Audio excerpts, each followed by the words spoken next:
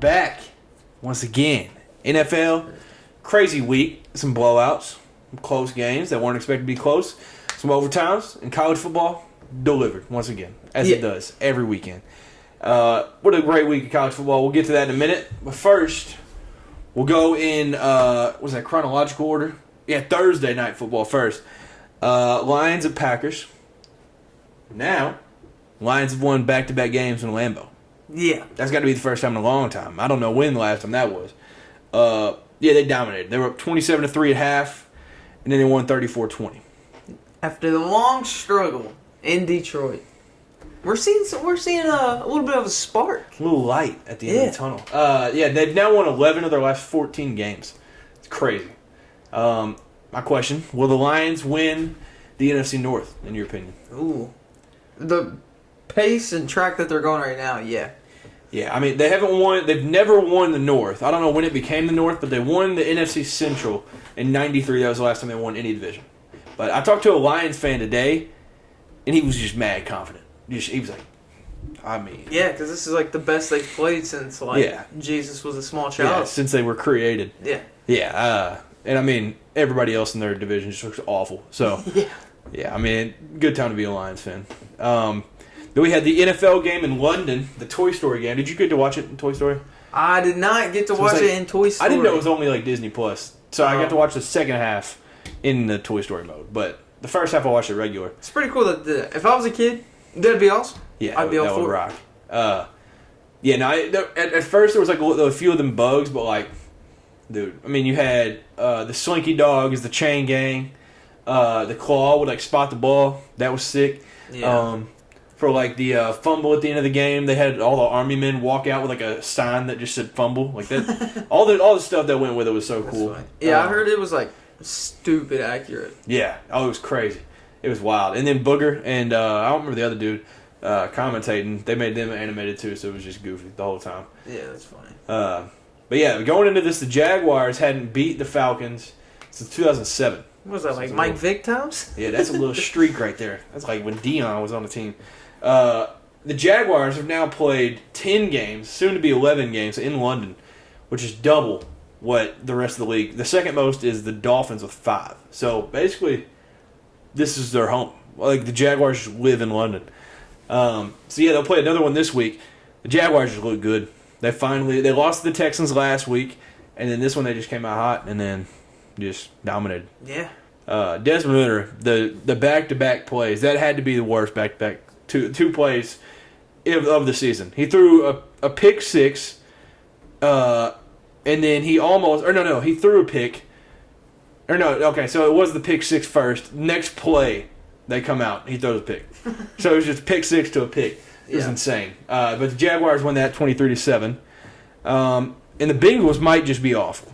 Yeah, it's not looking good for Cincinnati fans. Yeah, they might just suck. They lost 27-3 to the Titans, and the Titans have not looked good this season. Bengals are now 1-3. Yeah, picking up that third loss. I work with the Bengals fan, and he was like, they started 0-2. They started 0-2 last year too, and I think this third loss is like alarming. Yeah, they're like, well, we might actually be terrible. Yeah, it might actually just be really bad.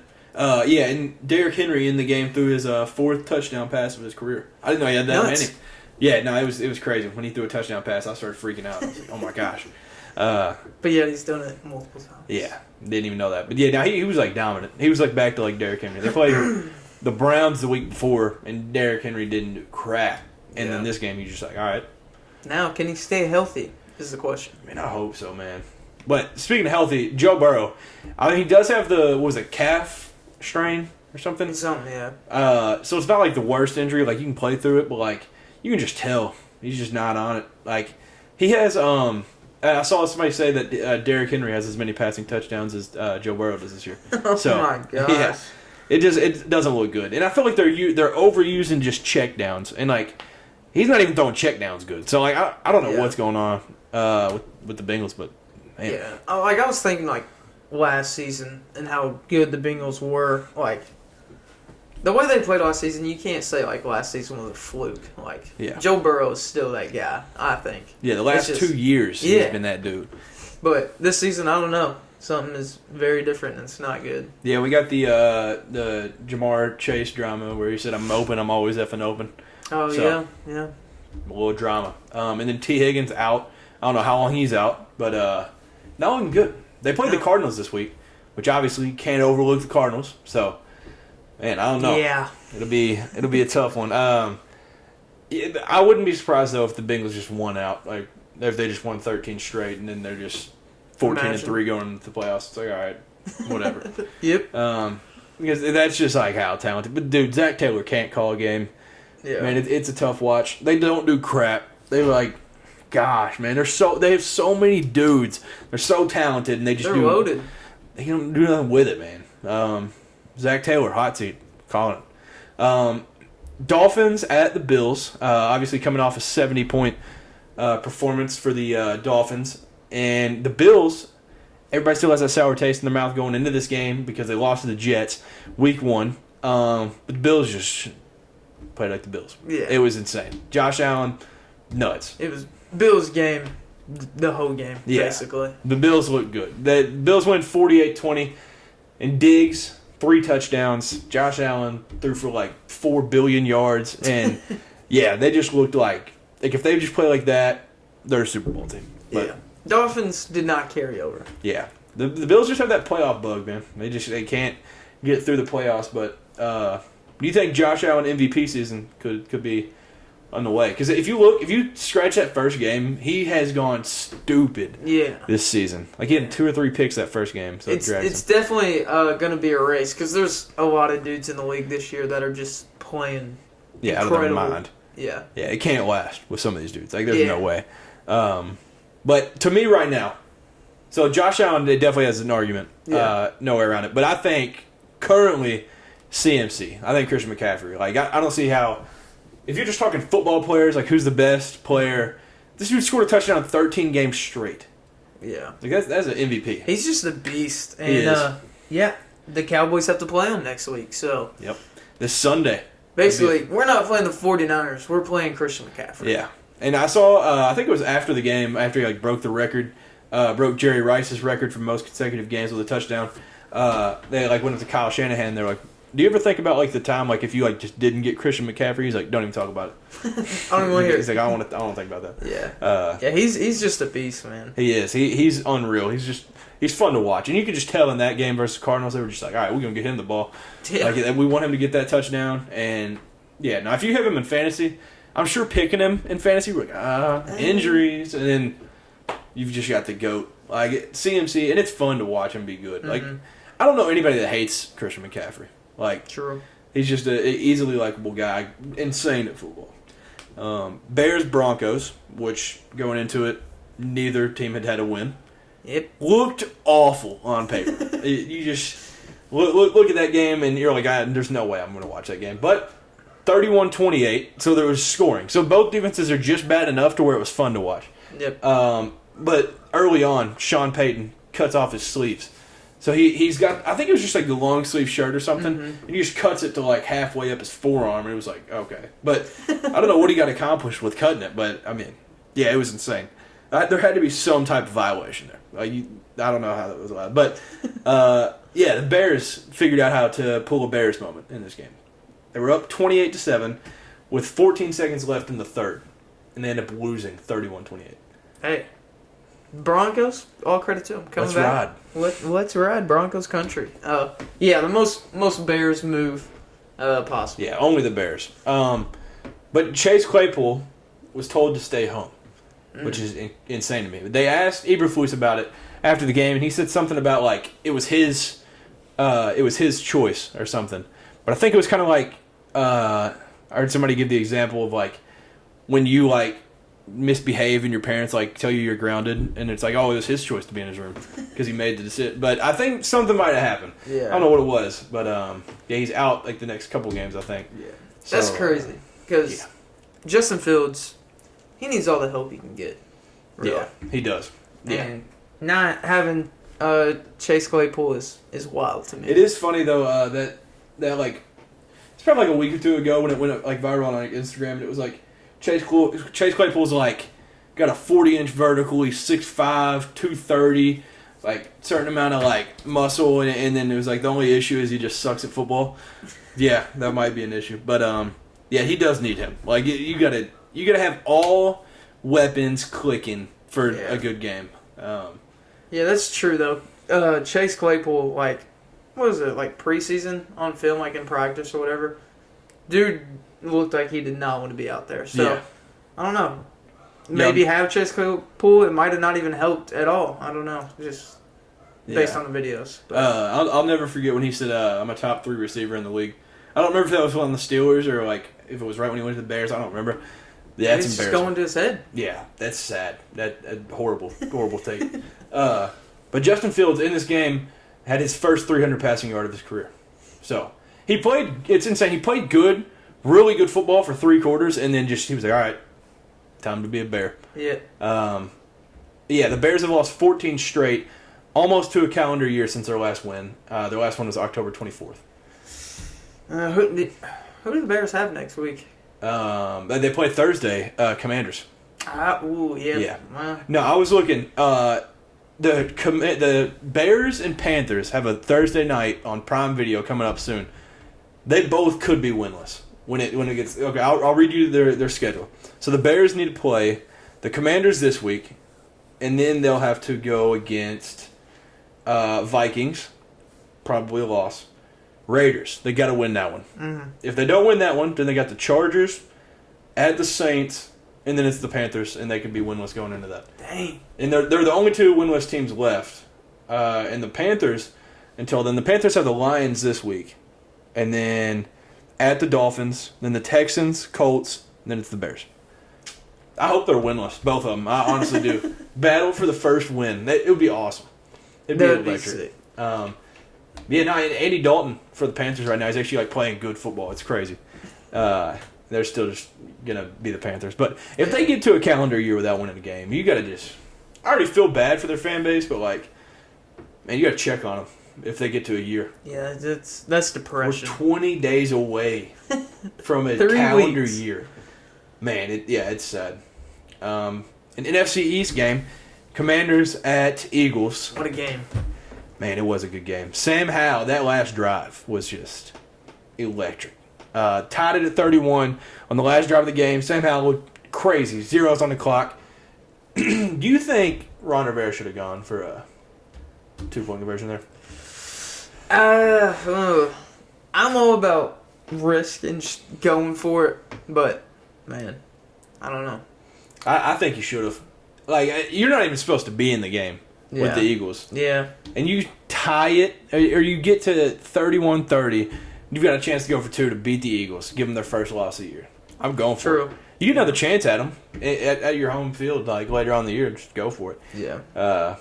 But yeah, then it goes into OT, and I feel like the Commanders got it first, I think, right? Or did the Eagles just get it and they just... I feel like the Commanders got it first and had to punt, and then... Yeah. And then they got to like the 45 or something, and they kicked the field goal for the win.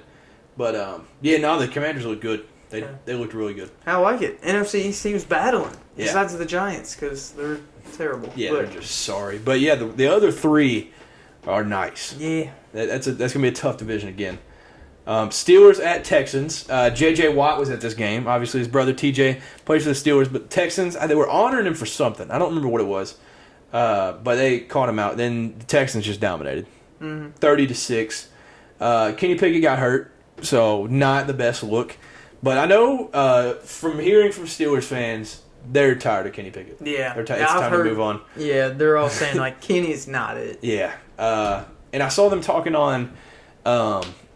they were talking about it on First Take, and it was Mad Dog, Stephen A., and Marcus Spears, and they brought it up. They're like, all right, how much is Matt Canada to blame? Obviously, the OC, they're not running. They literally just can't move the ball.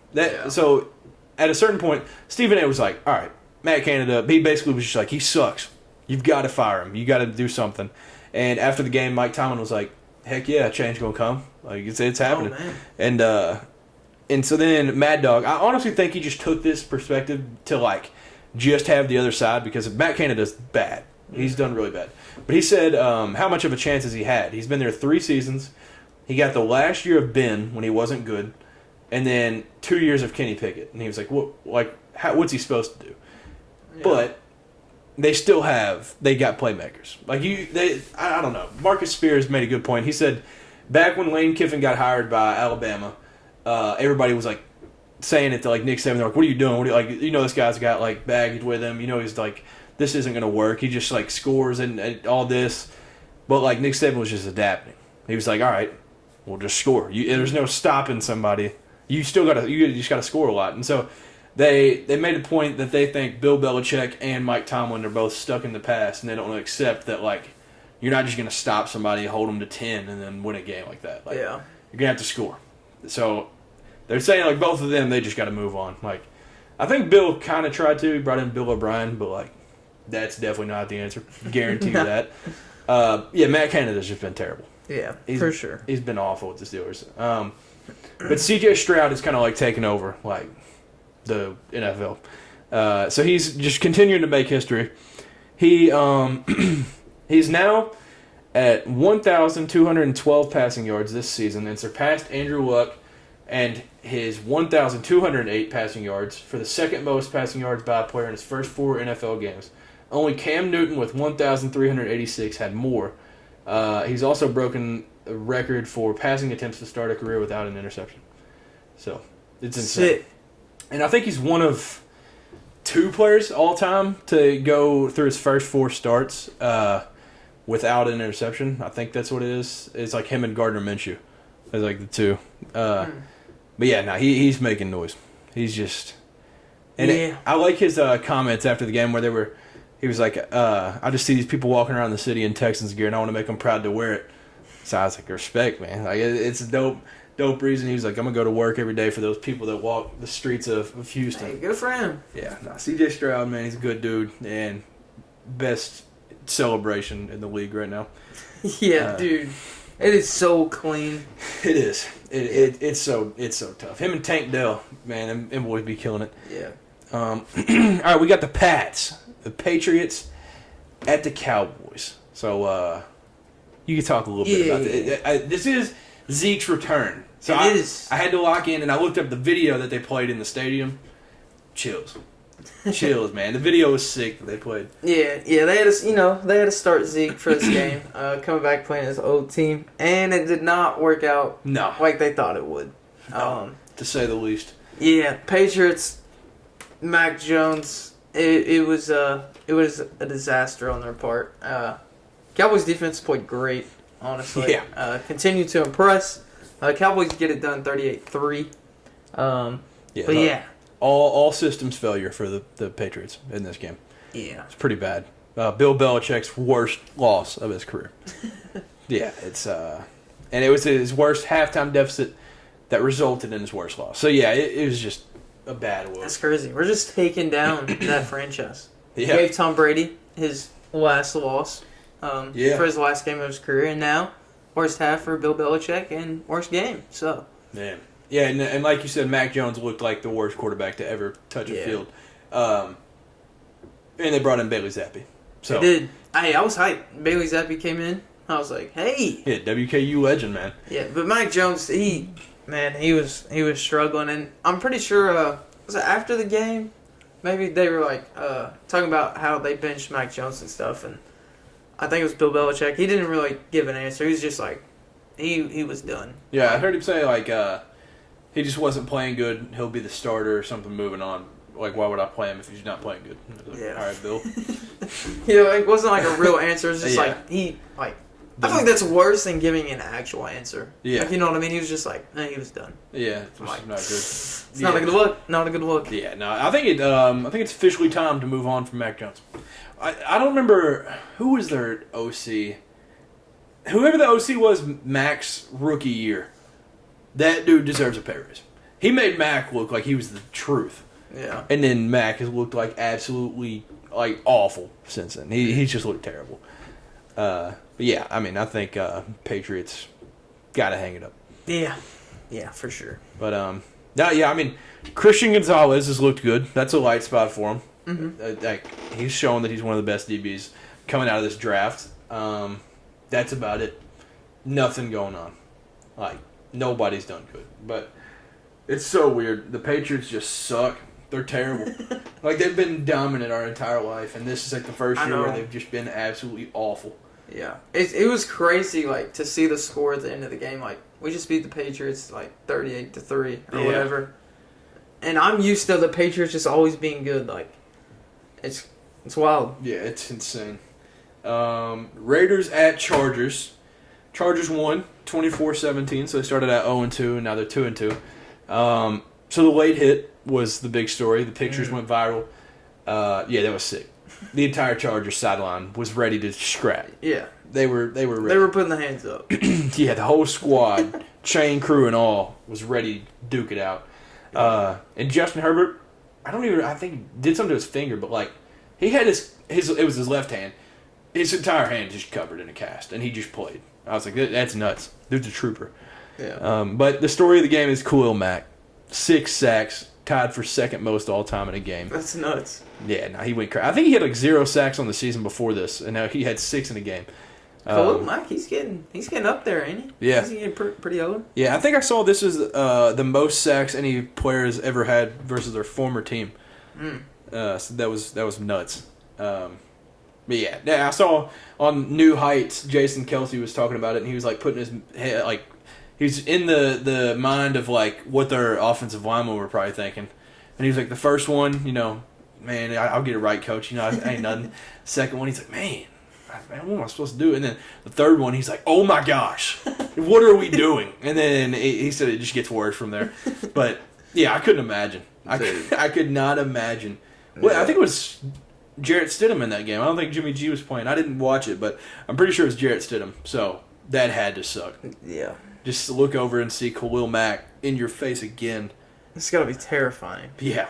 That's one dude I never want to look in the eye. Like, he would just kill you. On spot. Sunday night, we had what preseason was looking like it was going to be just game of the century. Jets versus Chiefs in MetLife. This game had 27 million viewers. That is unreal. It's the most viewed Sunday game since the Super Bowl. But I saw that... It's about a hype. It said it had 2 million female viewers. I don't know how they're supposed to... I don't know how they track that. There's no way that's actually true. But that's crazy. They just threw a number out there. They just took a percentage. Like, yeah, that sounds good. Yep. But yeah, whatever. I mean, yeah, they showed Taylor 45 times in the game. I'm actually getting tired of seeing Taylor Swift. It was cool. It was a cool idea for the first week, and then it was like, yeah, okay, they showed her quite a bit during that Chiefs game versus Bears, and then it was like, oh my gosh. It's like, dude, let's just watch football. Yeah. I think they said that they panned to that suite 17 times during the game. Oh my god. Dude, I'm trying to watch football, man. I mean, I get it. Like, we get it. They're doing it like, during breaks, whatever, but like, still. Show me Andy Reid. Show me Andy Reid just posted, sitting there. I'm not trying to see it. Like, it's cool. Go to it a couple times, bring it up every now and then, but like, man. 17 times is extreme. Yeah, outraged. It's getting on my nerves. But, hey, hope they're happy. And, I mean, Travis Kelce himself said the NFL is overdoing it. You got to slow it down. If the player is saying it, you gotta let it go. Yeah. But yeah, Chiefs win 23-20, and for the first time, Zach Wilson in his career looked like a good quarterback. Yeah. Obviously, he's got the arm talent. Like, I don't know what it is. He just can't figure it out. This game, no. 28 for 39, 245 passing yards, 2 touchdowns, no picks. This dude, he was nice. He was cooking. The whole time I was like, Zach Wilson, what are you doing? He was just launching it. I mean, putting the ball in a spot the whole time. He had one mistake the whole game, and it cost him the game. There's the fumble. But, man. No, the 7-play, 75-yard drive with the 2-point conversion by Zach Wilson to tie it at 20 was like, that's where it was like, okay, this dude, what is he on? Yeah. I didn't know what was happening. But yeah, Zach Wilson is the first opposing quarterback to outperform Patrick Mahomes in the college or NFL. So it's like fewer interceptions, more completions, more passing yards, more passing touchdowns. First to ever do it. Zach Wilson. That'll be a cool trivia question in like 20 years. And like, Zach Wilson. There's no way. There's no way. Prove it. Yeah, close game. It shocked me. I did not think it was going to be that close. Yeah, I think like DraftKings or something, it was like the most bet game of the weekend was the Chiefs to cover the spread. Mm-hmm. And then Patrick Mahomes there at the end runs for like 25 yards and then falls at the one. A lot of heated people. A lot of people mad. But here's my question. So, in the preseason, Aaron Rodgers is on the sideline. He's got a headset on, or he's talking to Zach Wilson throughout the game. Zach Wilson plays good preseason. He hasn't done it this season. He hasn't played good yet. Played okay in the first game, but has sucked since then. And then Aaron Rodgers is back in the booth talking to Zach Wilson. Zach Wilson plays good. I think if Aaron Rodgers becomes like an OC, works the offense a little bit while he's still out, they can figure some things out. And they can do something. They can make the playoffs. I think like he's just taking the mind of a guy that's got the talent but can't figure it out mentally, and taking Aaron Rodgers, one of the smartest quarterbacks, and just putting his mind in. It's crazy. But and then I mean all they have to do is make the playoffs, and there's a chance Aaron Rodgers get back. Like at that game, they showed Aaron Rodgers, and he was just walking completely fine. It was nuts. Like, how is he already? It's insane. Yeah, they said it usually takes somebody like 8 to 10 weeks. Yeah, for an Achilles tear, and he's just walking. Yeah, ayahuasca, I guess. I mean, it's insane. I can't believe it. Like, dude's an alien. Yeah, he's. I mean, I've heard people say that like if this actually like works and he gets healed in like less than 10 weeks, they'll actually consider doing some Aaron Rodgers stuff. I was like, well, that's crazy. You just turn into a superhuman. But Patrick Mahomes in this game became the fastest QB to reach 200 touchdowns in NFL history. So his case for the GOAT continues. Yeah. So then we had Monday Night Football. You mentioned the Giants are probably the worst team ever. So Seahawks at Giants. This one, people shouldn't even have stayed up to watch this because this was it was bad. Tough on the eyes. If you like football, you had to go to sleep. Geno Smith, though, returning home. I saw him walk out of the tunnel like right before the game, locked in. 2 minutes before the game, I made a bet on Geno to throw over on passing yards. Nice. I was like, he's locked in. He's going to do it. But then he got hurt. So maybe I cursed him. I don't know. He got hurt in the second on a late hit, and then Geno wasn't having it. But Jamal Adams is who I felt so bad for. It was his first game back in 385 days, and it was like the first or second possession, and he gets Daniel Jones' knee to his head, and he's out. So I don't know how long he's out now. That's so unfortunate. Yeah, it's so sad. I just feel bad. Barely gets to play, and then he's gone.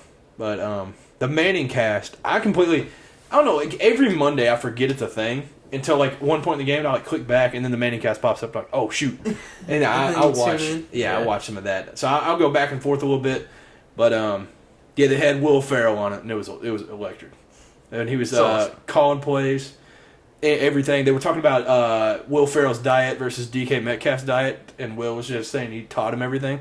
So yeah, he taught him the candy trick, but. Yeah, Will Ferrell was awesome. The Manning cast is amazing. And Eli's reaction to Daniel Jones' pick six was the funniest thing I've ever seen. He was like, oh, no. Oh, gosh. And then everybody knows what happened from there. Yeah. But, yeah, 14-3 at half, which was the most boring first half of football I can imagine. And at the half, they showed the stat that the Giants have been outscored 77-9. In the first half. Dude, their defense is just not good. Not at all. What was it, like the first two games they were outscored, like, because they played the Cowboys and then... They were outscored like 60-something to 0. Yeah. Yeah, dude, it's wild. Yeah, it's just continuing for them, really. It's bad. They might just be the worst team ever. Dude, like, I don't even know how they beat the Cardinals. I don't. I have really no clue. But Devin Witherspoon, we were both very high on Devin Witherspoon coming out of the draft. That was our favorite DB, I would probably say. Mine, I liked Emmanuel Forbes a lot, but Devin Witherspoon, we both combined were like hard hitter. He's a DB from the 2000s, like, and he's just smart. So coming out of Illinois, like very high draft pick, and he's proven why. He's the first Seahawks player to have 2 sacks and a pick six in a game. And he had 7 tackles and 4 QB pressures. So he's separating himself from the bunch of those DBs. And the Seahawks in this game had 11 sacks. It literally just felt like every single play there was a sack or somebody's at the QB. I felt so bad for Daniel Jones. Dude, he was just getting beat up. Dude, and if you like, it would show his face when he would take his helmet off and he'd go to the sideline. And he looked so lost. Like he wasn't even saying nothing. He was just in just shock on how bad the O-line was. Yeah, I think he really realized. He was like, dude, I'm on a terrible team. Like I can't do anything. He's like, I'm not built for this. Yeah, this is but he's like, please trade me, dude. Yeah, get me out of here. And I mean, that dude got a bag. Like, man, yeah, I bet Saquon's probably just like, I'm glad I ain't played. Like, he'd probably just get hurt again. Yeah, but. Yeah, 11 sacks is crazy. Seahawks won 24-3, and the Giants at MetLife this season. So between the Cowboys and the Seahawks, they've been outscored 64-3 at home. It's a MetLife curse, man. Dude, it is. It's bad. It's a tough watch to watch the Giants this year. Brian Dable. Brian Dable, when he threw the tablet, that was the funniest thing I've ever seen. I've never seen somebody so disappointed in a human than when Daniel Jones was walking over after that pick six, and Dable just looked at him with like big eyes and then just threw the tablet. I was crying. So some stocks of the week. I've got some NBA. NBA Media Day was Monday, but the Eastern Conference is who I'm buying stock in. Mm-hmm. Couple guards. The Bucks. A day after we did the podcast last week, Damian Lillard became a Milwaukee Buck. Literally right after we talked about where he should go. Yep. And then the Celtics. So with that trade, the Damian Lillard trade included the Bucks getting Damian Lillard, Blazers getting Drew Holiday, DeAndre Ayton, Tamani Kamara, 2029 first round pick, and Bucks pick swap. And then the Suns, through that trade, got Yusuf Nurkic, Nasir Little, Keon Johnson, and Grayson Allen. So they traded a lot for Damian. But I've heard people make a great point. Giannis is like threatened to leave. Like if he just doesn't, like he's like, I just want to win rings. Like I just want to get championships. And if I have to go somewhere else to do it, he's like, I want to retire a Buck, but if we're not able to get championships, and now they get Damian Lillard. So I think it's the best of both worlds. Yeah, I know Jimmy Butler was not happy when he saw this trade. Like he was like heated. He was like, I want investigations. Like how? Yeah, he was not the happiest guy. Yeah. It was funny though. It was funny. Yeah, Jimmy was a little heated, but I think all Miami had easily the worst offseason possible. Yeah, they got rid of Gabe Vincent, Max Strus, somebody else. I feel like they got rid of somebody else, and then had everything going towards Dame. And Dame even said, I only want to play for the Heat.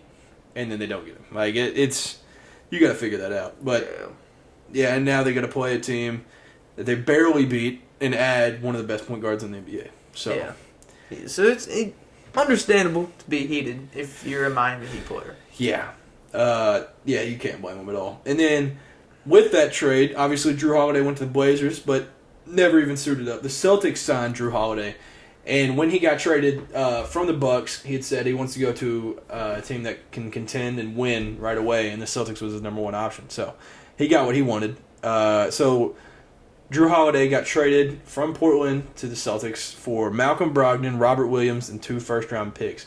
And it's already funny because Robert Williams, the first quote that came out after he got to Portland was Scoot Henderson is a fast mother effer. So, it's already clicking over there. But Drew Holiday, man, I've heard Kenny Beecham talk multiple times. That might be the best first 6 guys in the NBA. Yeah, that roster, Drew's gonna replace all of the defense that Marcus Smart left behind, without drama, of course. And then, he's replacing Derek White. There's no reason. On the best day, he's their third option. That's a perfect. You're not expecting too much from Drew Holiday. I think this is a perfect situation. And they were a little bit behind the Bucks after the Bucks got Dame or whatever, but it shot them right back up, and they're both tied for the highest odds to win the chip now. So the Celtics couldn't have got better out of this. If you're telling me you're getting rid of Robert Williams and Malcolm Brogdon to get Drew Holiday, it's insane. But Portland out of this has gotten I feel like we're gonna look back at this trade and Portland actually robbed the NBA because a little, they got dudes they're gonna be fine though. They've got DeAndre Ayton, he'll start. They have Scoot. They have Shaden Sharp. They've got good young guys. And then they've got all these picks. Like, they got a ton of first-round picks from all these, and they're going to be dangerous. Yeah. Like, they robbed the NBA. Like, it was crazy. I don't know how they got away with this. But, now, I mean, giving up 2 players and 2 picks for Drew Holiday shows that other teams were going after Drew. You don't give up that much if there's not other teams in competition with you for it. But yeah, 2 first-round picks is crazy. Yeah. Yeah, no, it's wild. But, dude, I'm big on the Celtics now. Like, it's crazy. And they signed Wendy and Gabriel, so now they have a Wildcat on the team. So Sick. I'm all in. Yeah, no, I'm excited. Excited for the NBA. So maybe the Celtics can go that extra step and get a chip. Like, first time since 2008 now. Be nuts. Since KG, Ray Allen. Man, that was a squad. That was a squad, man. And they're going to be fun this year. Chris Dobbs on the squad. Man, they're going to be fun to watch. Yeah. Must-see TV. Yeah. I'm going to be buying stock in the single team themselves, the Atlanta Braves. One being they got the 1 seed for this postseason. Braves still clicking just like last year. Matt Olson led the MLB in home runs this year too. Yeah. So, yeah. All cylinders clicking. Yeah. So they haven't slowed down any, and Ronald Acuna Jr. just playing outstanding. Best player in baseball. Front runner for MVP. Yeah. First player to, 40 home runs and 70 stolen, or not first player, but. Yeah, he's the only player to ever be in that. Oh, okay. Yeah, 40 home runs and 70 stolen bases. In his own category now. It's crazy. It's nuts. So he continues to impress. The Atlanta Braves, they're amazing. Dominant. To say the least. It's wild. Yeah, they stole the 1 seed from a Dodgers team that had like 111 wins last year. That didn't lose a whole lot. So, now they just played good ball the whole year. It obviously, the Rays were the story early. And then it was kind of like a little Orioles. Pirates got hot in the middle. Reds were a little bit of the story. And the Braves were just behind the scenes this whole time. Yeah. Winning. And then they just started going on a run late in the year. And then it made headlines. And it was like, Braves, man. Yeah. They're nuts. They're still here. Yeah. 1 seed. They'll play. What would they play? The winner of the. Man, I don't remember. Let me see. I like the Braves. I think the Braves are in a good spot. They'll play the winner of the Phillies and Marlins.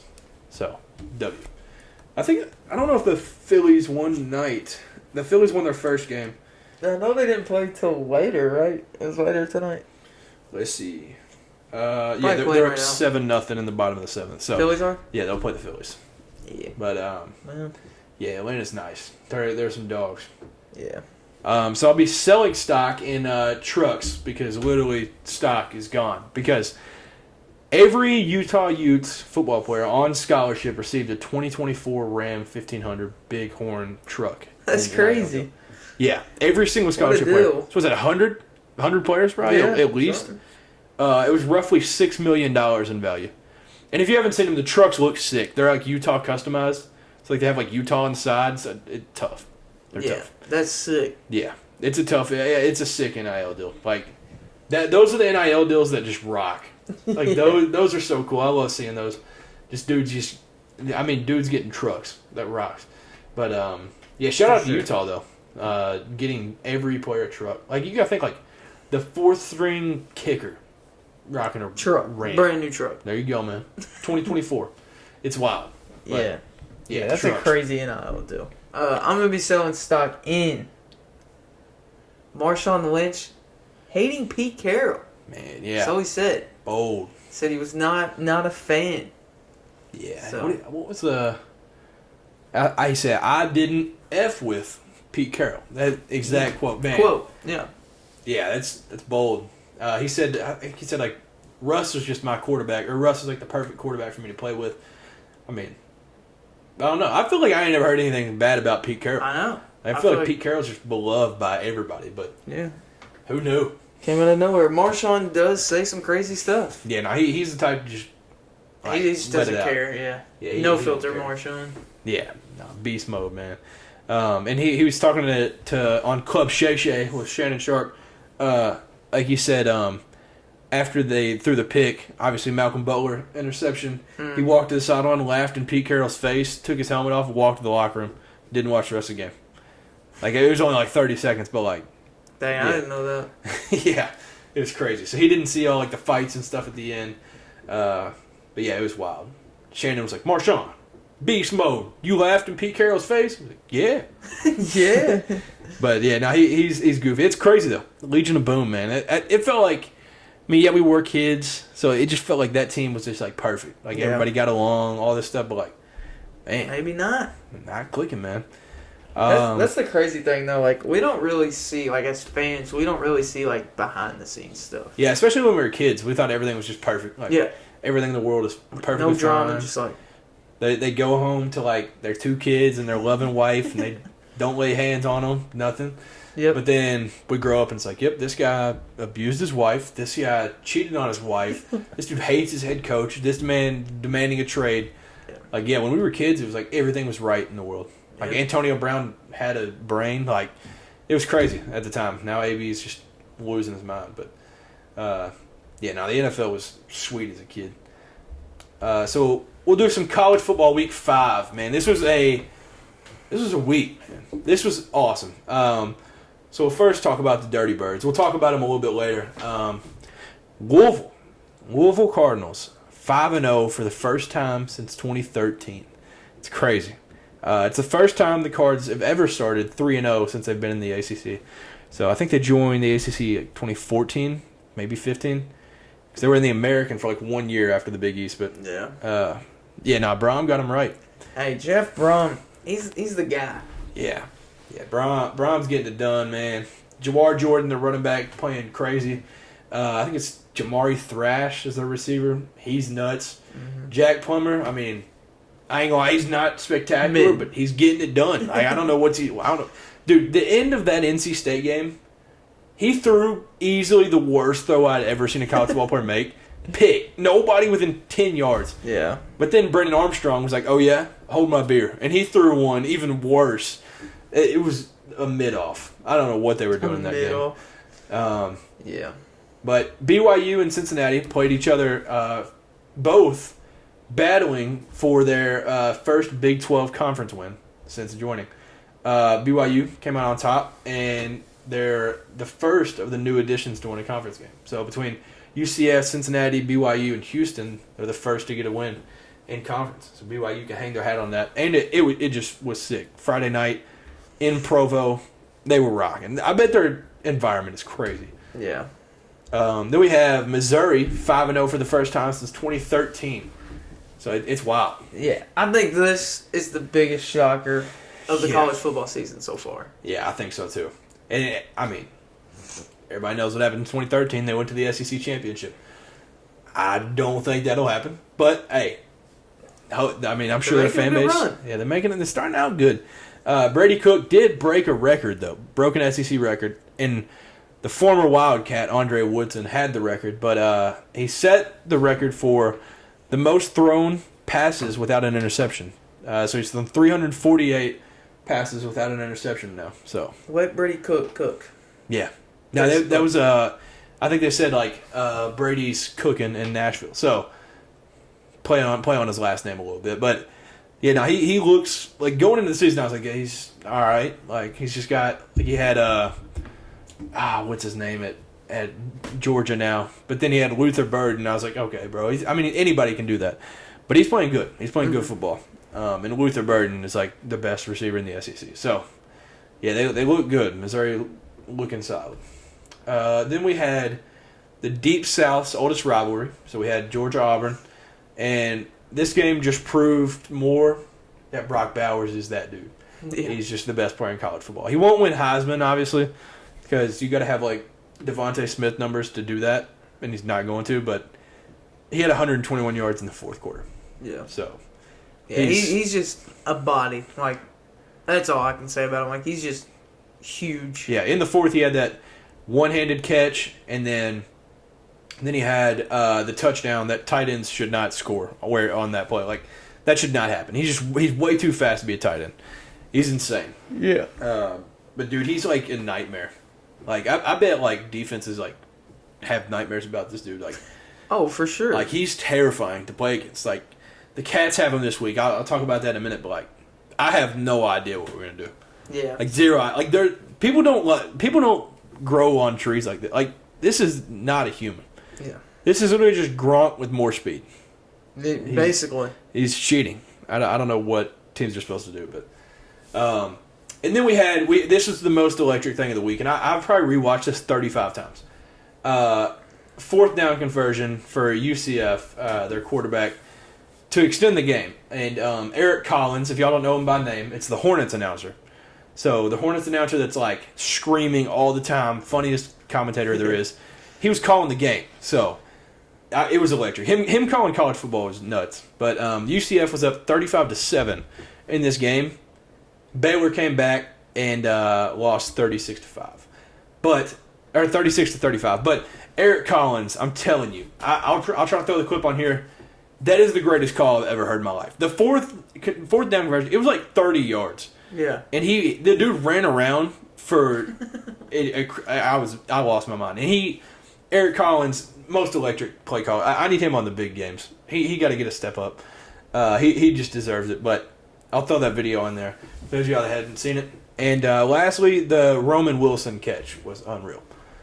Michigan versus Nebraska. I think it was their first touchdown where he just went up and mossed him. Like, it was just unreal. Yeah, definition of a moss.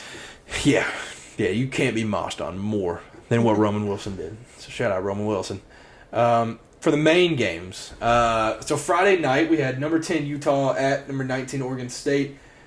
I'd taken Oregon State in this one. You taking Utah, but I mean, dude, Utah with Cam Rising would be undefeated right now. Like, they would just be unreal. Yeah. But the Beavers do win 21-7. And yeah, like I said, Utah without Cam Rising is just not getting it done. The defense is there, but man, they used both Nate Johnson and Bryson Barnes. Neither of them figured it out. So, but DJ played well. For some reason, he got benched. It was like the second or third. I was like, bro, who is in now? And then he ended up getting put back in. Yeah. But this was sick. So it was I think it was a 4th and 1, and everybody was like, all right, tush push. They're just going to do that, whatever. So they get under center, and then instead of doing the tush push, the guy that's like going to motion behind him, or he might have already been behind him, Silas Bolden, he just like jets out for like a sweep. DJ drops back, pitches it, goes for like 50. It was nuts. It was the coolest thing ever. Yeah, you got to have some balls to call that. Yeah. It's a good play call. Good play call. We had number 8 USC at Colorado. We both took USC. We knew who was going to come out on top. Yeah. But we didn't take either. Like, we didn't think it was going to be a dominating performance. And it wasn't.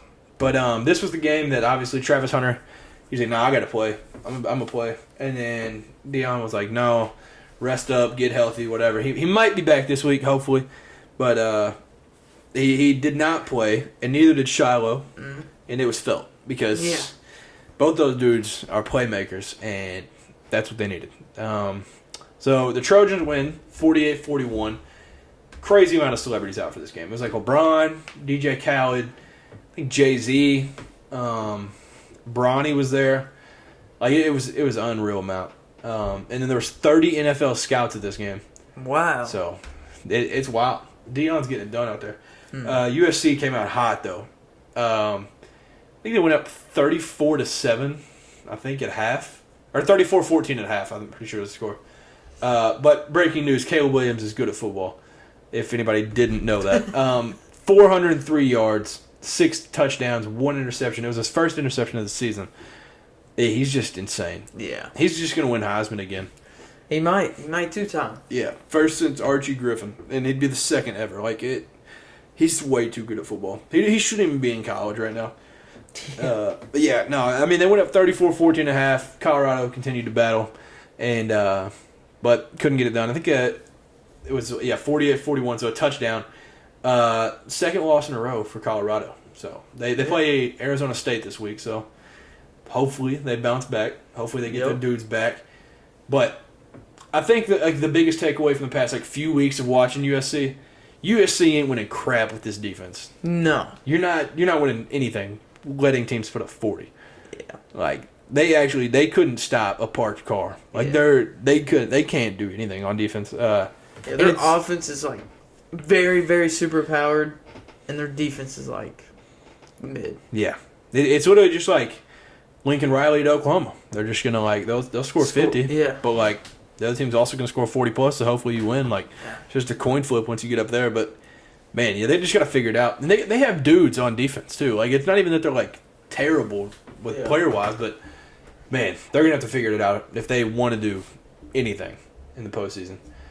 Number 24, Kansas at number 3, Texas. We both took Texas in this one, and Texas dominated. Longhorns won 40-14, but no Jalen Daniels for Kansas. It was sad. It was like a last minute thing. Right before the game, they announced that Jalen Daniels is not playing.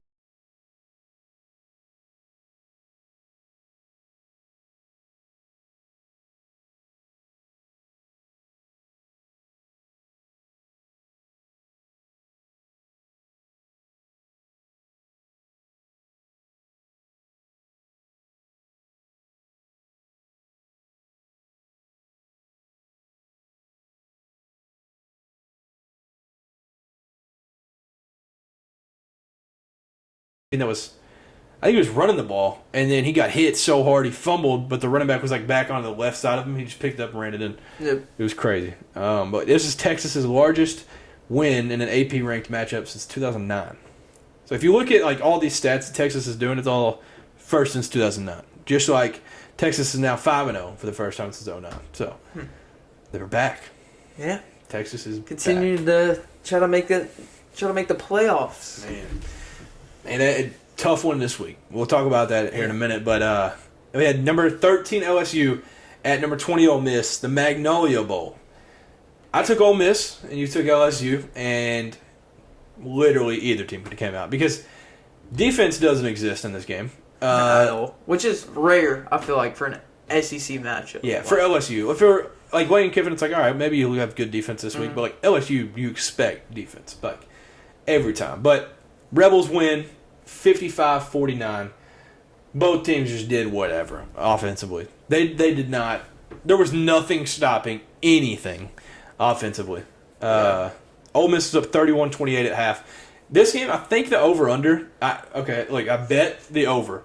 Easiest money of all time. I think the over-under was like 63 before the game. I was like, oh my gosh, free money. And then I bet it. At halftime, the over-under switched to like 84. Like, it was the most insane flip I could imagine. And, yeah, they break it. Brian Thomas Jr. for LSU. Have yourself a day, man. 8 catches, 124 yards, 3 touchdowns. Yeah. But just like the game that we were at Ole Miss at Tennessee 2 years ago. A lot of people trash game. Trash went on the field. Ole Miss did it now. So they did how it. The tables have turned. They did it. I think it was fourth quarter. Play call doesn't go their way, whatever. A little mad at the ref, and they start launching it. It's crazy how much hate Tennessee got because we're Tennessee. I've not seen really that much hate of Ole Miss throwing trash. And it's literally the exact same thing. One call, like, they get upset, they throw trash, nobody says anything. Yeah, I ain't seen it's just wild. Nobody said anything about Ole Miss doing it, but college football like fan bases were loud when Tennessee did it, but yeah, nobody's saying nothing about Ole Miss. But they did get fined $75,000. Good. Yeah, I don't remember what did Tennessee get fined? I don't think it was 75, was it? I don't know. I feel like it was. I'm sure it was more. Yeah, I don't know what it was, but yeah, Ole Miss fined $75K. But dude, it's goofy for a second there, but then you're like, dude, stop, bro, let them play. Like players were just like standing there, like, bro. Yeah, weren't they throwing trash like while the game was going on? Like, weren't they still playing? And, I mean, at least Tennessee had respect, and they waited till a timeout or something. Just mid play, it was crazy. But the Ole Miss game-winning drive left 39 seconds left on the clock for LSU, and LSU gets to like probably the 45, 50, get close enough, and then that final play, the last play of the game, it went straight through that dude's hands. I don't even remember who the receiver was. What a dime by Jaden Daniels, couldn't get it done. Ole Miss had 706 yards of offense. This is my type of game, though. This is awesome. It was crazy. But, I mean, OSU had like 640, 650. Mm-hmm. This game rocked. Straight offense, no defense. Yeah. No, we don't need the defense. This is like all the NFL fans that like hate college football because like there's no defense. It's just annoying. Like this one is what they're talking about. But now, first time game day's ever been in Durham, North Carolina. Number 11 Notre Dame at number 17 Duke. We both took Notre Dame, but a lot closer than we expected. Mm-hmm. The Irish won 21-14. So the Duke magical run comes to an end. But Duke is legit. Yeah, Duke. Yeah, we'll put it that way. Duke's good. That's crazy to say about football. Like Duke is good at football. They'll win a lot of ACC games for sure. Notre Dame. I mean, everybody had said like throughout the week they're like you don't want to play them, and first drive fake punt that drive ends up turning into a touchdown. You could just tell right off the bat they wanted smoke. They wanted it all, and then. Yeah. Notre Dame's defense, like the first half, definitely. Defense was nuts. The defense was insane. But Duke just kept battling, kept doing what they do. And then, now they kept it close there at the end. And it was, 14-13 Duke.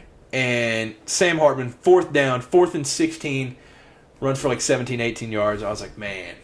Sam Hartman. He ain't even a runner, but he got it done. Yeah. So then they go down, and I mean, obviously, all they need is a field goal. Would have won the game, but Audric Estime, who's leading the country in rushing yards right now, has a touchdown run. Like they were really just trying to run out the clock, and then he just scores a touchdown. I mean, might as well. That works too. Yeah, and then Notre Dame on the last play of the game forced a fumble, but Riley Leonard gets hurt. It was sad. Sad to see. Yeah, that sucks. Especially the last play of the game. Like, you don't want to see him get hurt at all, but the last play, man, like... Yeah. So I think it was ankle or something. I think it was his ankle. And Sam Hartman in his post-game with Holly Rowe, he was talking to her, and he was like, our defense played lights out. They played really good. Appreciate all of them. But all that's on my mind is Riley Leonard, so I'm going to go check on him. And then she was like, yeah, go ahead and do that. So, what a dude. All-time guy. So Sam Hartman went over there, waited on him, talked to him. It was cool. So hopefully he'll be fine. It didn't look like it was going to be something like too crazy, but I don't know. Hopefully Riley will be fine. Because honestly, if they don't have him, they're chalk. Yeah. Like, I don't know who their backup is, but like, he is the squad. And I mean, Mel Kiper has him as the 5th best quarterback coming out this year. So, dang. Yeah, it's kind of crazy. So then we'll talk about the Cats a little bit. Number 22, Florida, at home. So we get them at Kroger Field. This was to make it 3 straight against the Gators, and 4 of the last 6. So it was a lot on the line. The Cats get it done 33-14. Honestly, could have been more. Like, if we were just... We didn't even, like, try to run a play at the end. Easily could have been 40-14, which looks a whole lot worse. But, dude, Ray Davis. Yeah. I was about to say, where did this man come from? He took the country by storm. Yeah. Kirk Herbstreit had him as the number 1 like player of the week, MVP of the week or whatever. Yeah. In the first quarter, he had 7 carries, 150 yards, 1 rushing touchdown, 1 receiving touchdown. He just went nuts. He hit 200 yards rushing with 9 minutes left in the second quarter. He was literally just, it was video game stuff. Crazy. You do that on, like, my career. Yeah. He scored his 4th touchdown with Florida having 13 players on the field. So there was just nothing stopping this dude in this game. And then he got pulled in the 4th. We talked about it. He would have broke the record. That's the most Florida thing to do. Throw an extra guy out there because they don't have an answer. Yeah, they ain't got nothing to do. Still can't get it done. But Ray Davis, man, I don't think there was, like, watching this game, there wasn't one time I saw him go down on first contact. No. Like, what more could you ask from a back?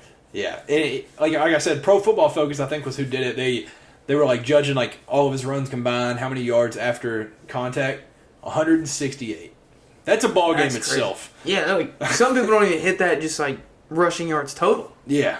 It's insane. But the most impressive thing in the game was his receiving touchdown. Because were you watching the game when he scored the He scored it after his first I rushing don't remember. touchdown. It was like he was just like a little safety route, and then they just throw it out to him. He just runs he just slips out, and then he catches the ball and just drags a floor. He just trucks through a Florida player 5 or 6 yards into the end zone, falls on the pylon. That was the most impressive play of the season by far. There's no reason he should have scored there, but I was telling you, we literally were just laughing in the first quarter. It was comical what he was doing. Like it should not happen. He finished with 280 rushing yards and 4 touchdowns. He was 19 yards away from tying the school record. They should have just let him. You risk an injury, but man, I wish he would have got the record, man. If he would have just hit 300, he would have had it. The Cats being Florida, it's a thing. Yeah, it happens. 3 years in a row. Yeah, I'm gonna say it from a Tennessee fan. It makes my heart happy to see the Gators go down. I'm not gonna lie. Yeah, there's a lot of teams that hate the Gators, man. So like, I don't even know if I hated them like my whole life till we beat them. It was just kind of like, well, there's a loss. Let's go ahead and chalk that one, and then just move on with the schedule. It was just like, all right, whatever. They just beat us. Oh well. But dude, we've won 4 of the last 6 and 3 in a row now. This is unreal. This is the first time Kentucky's beaten Florida 3 straight times since 1951. So it's the times are changing in Kentucky. But Jesse Palmer during the game, it was like at the end of the game, fourth quarter, he said Ray Davis is on the Heisman watch list.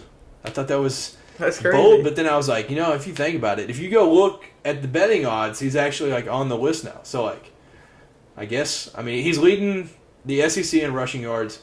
I think he's 4th in the country in rushing yards right now. So it's wild. And like I told you, before this game, we had no idea if we'd be able to run the ball at all this season. Yeah. If we'd even get 100 yards a game ever.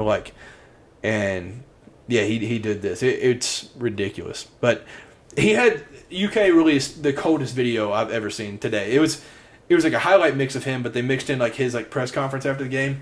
And he's like, man, I had to turn into the 2016 LeBron, when they wore them black unis. Man, I had to make.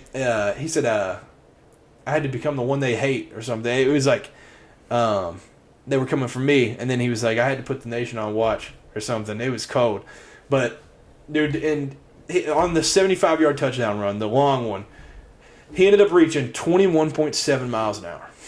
We ain't seen that at Kentucky. I'll tell you that. Benny wasn't reaching that. Chris sure as heck wasn't reaching that speed. We ain't seen that out of a running back in a long time. He's just so different from what we've had, and that was without our best lineman with that performance. So, that has me so positive going forward. Devin Leary had 69 passing yards. So we thought we'd be a passing team. He was 9 for 19, 69 yards, 1 touchdown. I don't know. I'll tell you that we'll lose. We can easily lose 5 games for the rest of the season without passing. We're gonna have to pass. This is the SEC. You're not just gonna be able to run on teams. Yeah. It just doesn't happen. But unless you're playing Florida. Yeah. Now if we play Florida every week, we'd be 12-0. But dude, early on in the game, the Trevin Wallace almost pick 6. He was the one 2 years ago. A lot of people remember. Josh Paschal blocked their field goal, and then Trevin Wallace caught it and ran it back. And now in this one, this was where Deion Walker for Kentucky, the D tackle. He's 6'6", 380 unit. Yeah, he dropped back in coverage, and then the Florida player caught it, didn't even look over it. He just gets smacked, Mack truck deluxe, and the ball flies out. Trevin Wallace almost takes it in, but. Dude, the defense was nuts. I've never seen. We played Octavius Oxendine, right, in high school. Mm-hmm. Didn't think he was the fastest guy. Montrell Johnson broke one, busted outside, and Octavius just caught him. I was like, how on earth is he that fast? This is the best I've seen our defense look.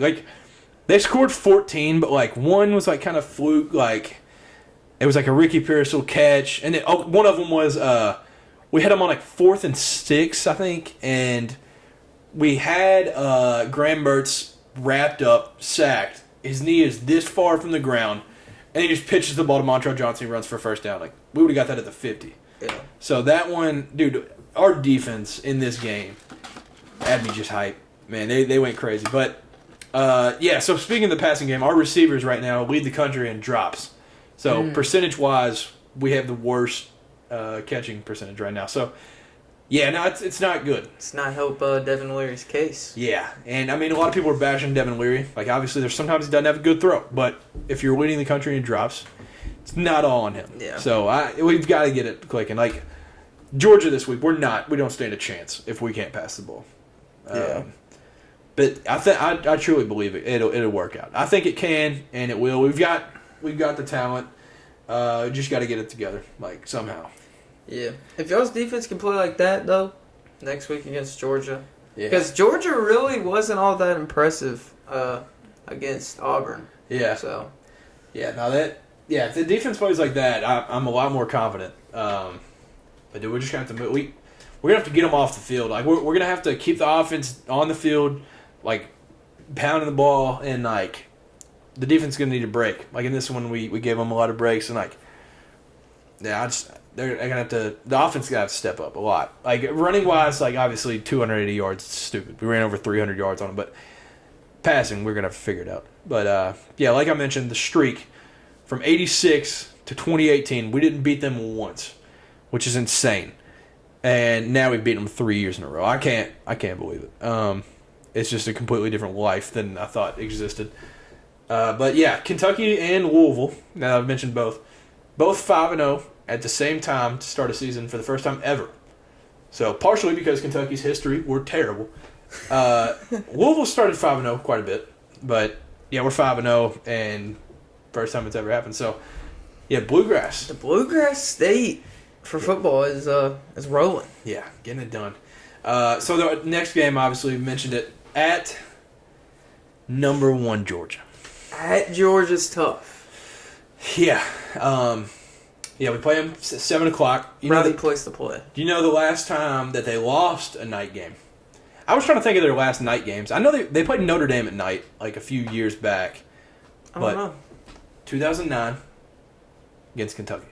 Wow. Yeah. It is set. And that was the last time we beat them. So hopefully. It is set. Yeah, Georgia, man, they don't get those night games. So it's like it's an exclusive territory that they don't touch out there. It's just always noon or 3:30. Yeah. So yeah, 7 o'clock, man. It was voted by multiple like sites and stuff the second most rowdy environment for this week. So like Texas A&M, they host Alabama. It's going to be number 1.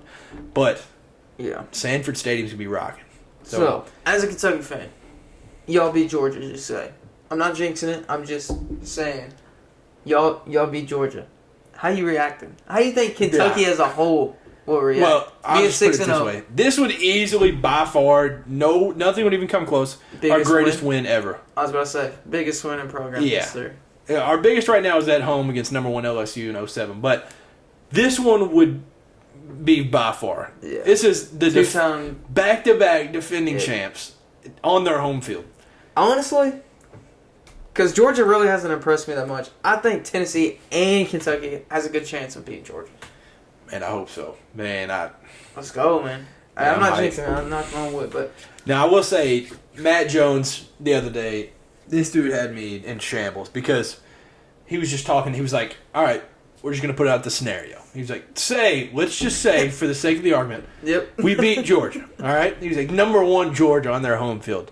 You're 6-0. Then you play Missouri next week. They're undefeated. Whatever happens this week, that could be a big game. You think you got to beat Missouri, 7-0 going into a bye week. Then we play Tennessee at home.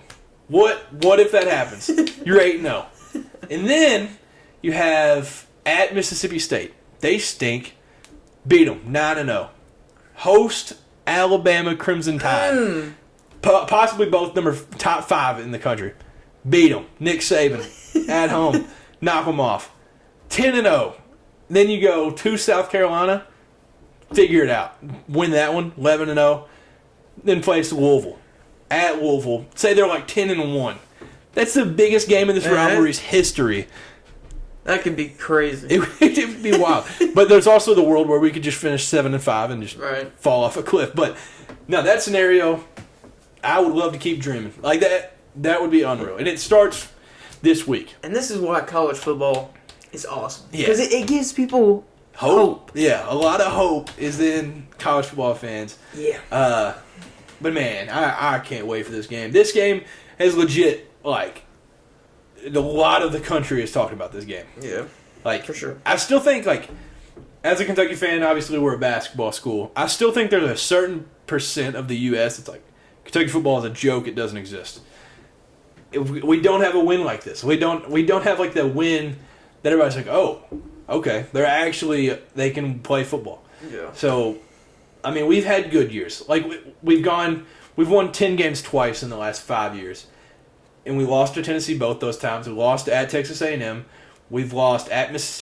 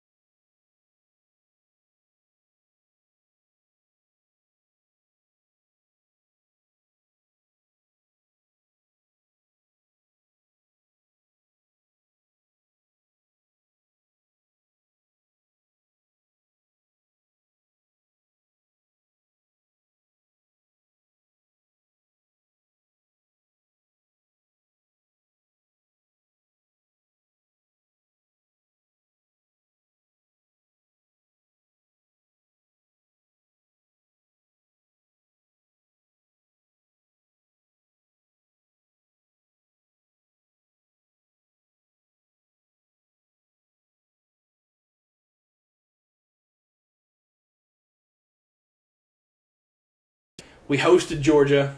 I think we were 6-1 maybe at the time. It was the battle for the East, and they just clapped us. I ain't even gonna lie. 34-17 was that final. And then we played them 2 years ago at Georgia, and that's when we went to the Tennessee game. And the whole time I was like, oh shoot, hey, we're hanging in there. Like this is cool. Like I didn't think we were gonna really hang close. Didn't think we had a chance there. Last year we held them to their lowest point total of the year. Never thought we had a chance to win that game. This game we actually. There's a world where this can be a win, and it's insane. I haven't ever thought about it. I've never seen us beat Georgia. We beat them in 2009. I definitely don't remember that. But no, I mean it could happen. I wish it wasn't on the road. If this was at home, that's tough. Yeah, people don't win in Sanford. I think their last home loss was South Carolina, 2019. Hey, that's the stage, man. It's set. It's just y'all got to go out there and get it. Got to get it done, man. But Barryon Brown and Tavion Robinson, at the end of the Florida game, they both went out like early fourth quarter, and it looked like injuries or something. But they haven't like officially announced, but everybody's saying they think they're fine.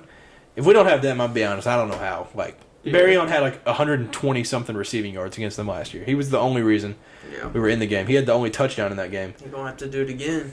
Yeah. So hopefully both those dudes play. Tavion's been by far our best receiver this year.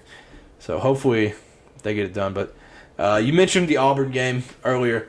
So I listened, this is how you know I'm so hyped for the game. I listened to Dogs HQ. It's a Georgia football network. So they were talking about it, and the guy, I can't remember his name, he was talking about the Auburn game, and he was like, look, there is some spirits or ghosts or something in Jordan-Hare Stadium. I don't know what it is. He's like, I ain't seen them, but they're there, and it exists. Because if you think about the games that they have there that they shouldn't be in, they almost beat Alabama 2 years ago when they had the Heisman Trophy winner and Jamison Williams, like, these dudes, and it took 4 overtimes. Like, maybe there's some truth to that, and that's like a cursed place, just tough to play. But Georgia didn't look very good. We'll say that 27-20, I think, was the final of that one. And everybody in the country knows if without Brock Bowers, they don't win that game. Like without him, if you take him out of that equation, they lose that. And I think Auburn was up like 17-10 with the ball in the third. Like that game, Auburn could have won that game. Could have. And honestly, part of that, shout out to Auburn. Like maybe that was a notice that like Hugh Freeze is legit. He don't even have players that he has. Like he didn't recruit these guys. Like these are just guys that transferred. So maybe it's a warning to the SEC that like Auburn is going to be good now. But anyways, Brock Bowers, game-winning touchdown there. and Carson Beck in the second half. So this I got from that Dogs HQ because the whole country was like, oh, Brock Bowers saved him, Brock Bowers saved him. He said Carson Beck did not get enough respect for what he did in the second half. He was 16 for 20, 238 yards, 2 touchdowns. This was just second half? Just second half alone. Wow. In his first road start in the SEC. So, that's terrifying. It's impressive. Yeah. And from what I'd heard, he said their biggest issue was stopping Peyton Thorne because he ran all over him. Devin's not going to do that, I'll tell you that much. So, that scratches that. And, I mean, it's just... I mean, we play a lot like Georgia. We're very similar in how we play. And I think it's just going to be tough because it's very tough to beat a team at what they do. Like, they do it every day, and they're the best at it. So, yeah, it's going to be weird. It's going to be a tough situation. We're going to have to throw. There's no way we have a chance without throwing the ball. Going to have to do it all. Yeah, it's going to take everything. Like, we're going to have to play our best game. And they're going to have to just not play their best for this to be a win. Well, at least y'all are coming off a big win at Florida, so that gives y'all a little bit of confidence going into Georgia. You know what I mean? Like, yeah. Confidence is up. And there is the, like the whole, like, if a team comes off a loss or whatever, and that guy in their video, he said this was basically like coming off a loss. Like, they got scared at Auburn. And they're coming home with a big opponent, so it's kind of scary. But... man, the line moved from when it opened, Georgia was a 19.5-point favorite, and it moved within an hour to 14.5.